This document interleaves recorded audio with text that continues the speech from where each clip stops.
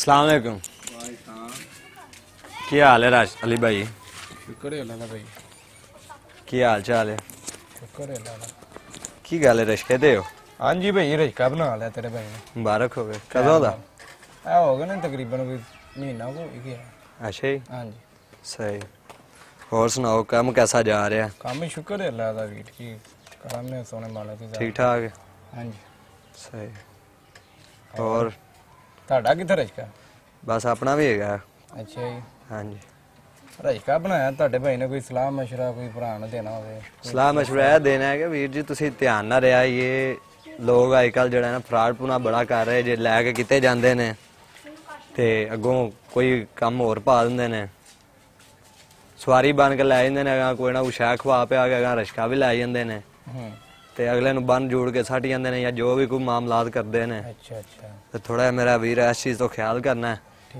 ठीक हो गया क्योंकि मेरे नाल वाकया होया पहले। ਤੁਹਾਡੇ ਨਾਲ ਵੀ ਹੋਇਆ? हाँ जी मेरे नाल वाकया होया काफ़ी देर पहले। ਕੀ ਹੋਇਆ ਸੀ? वो 70 साल की माई सी मैनू वाह अच्छियां गल्लां समझाती सी तो मैंने बोतल पिया के तो मैंने उन्हें कोशिश की सी पर अल्लाह का शुक्र है मैं बच गया हाँ। ਕੀ ਬਣਿਆ ਕੀ ਸੀ ਕੋਈ ਵਾਕਿਆ ਕੋਈ ਆਪਣਾ ਕੋਈ ਡਿਟੇਲ ਦੇ ਨਾਲ ਕੋਈ ਦੱਸੋ ਨਾ ਸਾਨੂੰ। तफसील ना तुहानू दसने जनाब वो होया ऐ सी कि मैनू सवारी बन के लै गए ने ਅੱਛਾ बोतल उन्हें पियाई है ਅੱਛਾ पिया के तो बाद हिचों भाई उन्होंने कोशिश की नशा वगैरह मैंने नहीं सी होया फिर जड़ा ना वो बचत हो गई सी। मैं वापस जो आया मैनू अड्डे दे कोल आ गया तो मैनू अपना आप महसूस होया नशा वगैरह होना। फिर मैं डॉक्टर को जिवें भी बेहोश हो गया मैंने नहीं पता मैं कित्थे कित्थे नहीं। तो तुसी कोशिश है करनी है कि अपना प्याज करनी है। ठीक हो गया। मैनू उदों ही नसीहत मिली मैं शहर दे च रहना बाहर नहीं किते जांदा कोई वाकफ बंदा होना है तो मैं जाना नहीं तो नहीं जाना क्योंकि अजकल लोग लालच दे के लै जांदे ने अगों जा हकीकत होर करदे ने ते बाद वारदात होर पा दिंदे ने।